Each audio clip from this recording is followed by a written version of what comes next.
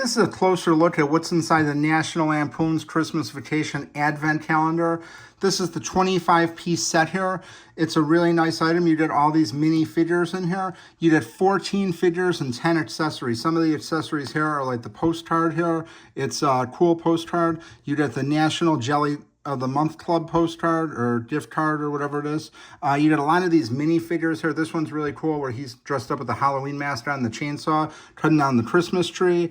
You get the Cousin Eddie RV right here. You'd see you just get a lot of really cool mini pieces in here. You get Santa and his reindeer, and each one, when you open it up here, each one comes out per day. So you get some really cool items direct from the movie. So if you're a fan of this movie, this set is going to be really cool. This is made by Jack's Pacific. They make a lot of cool advent calendars that we've gotten in the past. This is a really great one here. We open this up. This is everything you did in here. This is just a really nice gift if you're getting it for somebody. The presentation is really great. If you're a fan of the movie, it's really cool. Just awesome pieces that whoever put this set together, it's well made. Again, you open these up here each day. This is what you get after the set is open. Really great item. Highly recommend picking this up for the holiday season.